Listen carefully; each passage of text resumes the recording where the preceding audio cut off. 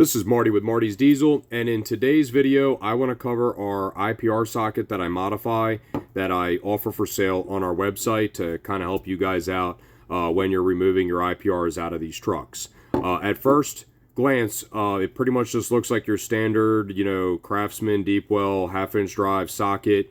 It is 1 1/8 inch, but there's a couple of things here that I want to point out.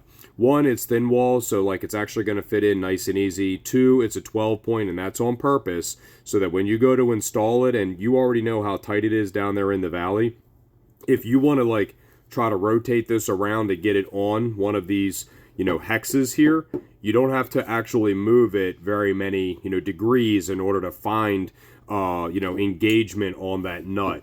So it's actually 12 point on purpose. It's thin wall. And then one other thing that I do is that on these sockets, I also mill out down here where the half-inch drive would go on the back side so that it perfectly fits this IPR.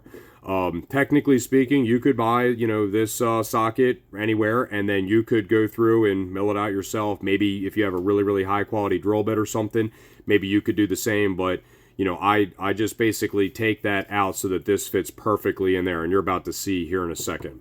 So here's your normal IPR, and you're probably familiar with this 19mm tin nut. It is a half-inch thread, half-inch 20 thread, and we also sell a nylock nut that replaces this on our website. I'll link that below.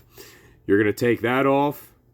You're going to take that little, I guess it's like a sleeve or a spacer off, and then you're going to take the solenoid off. This solenoid, okay, if it's able to move like this because this nut fell off or this spacer fell off, we very commonly find these two items in the valley of 7.3s.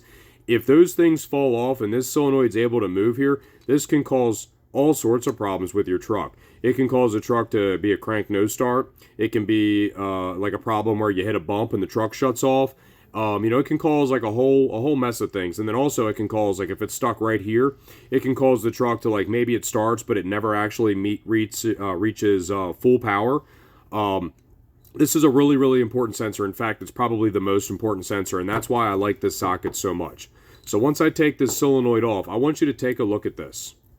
This thing fits perfectly over top of this IPR. And it also, when it's fully installed, it will butt up against a half-inch drive ratchet when you put it in there, the actual drive itself. So this overall length of the socket is the exact length that you need. So when you turn this over, obviously it would never be able to go that deep in there because there would be a half-inch drive, ratchet in there, or even a half-inch to 3/8 adapter in there. With that being said, it'll sit somewhere right about here, okay?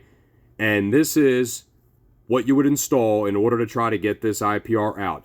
So you'll end up with a really good engagement. You'll only have to move it just a little tiny bit if you wanted to switch it over to one of the other, splines inside the socket. It doesn't take a whole lot.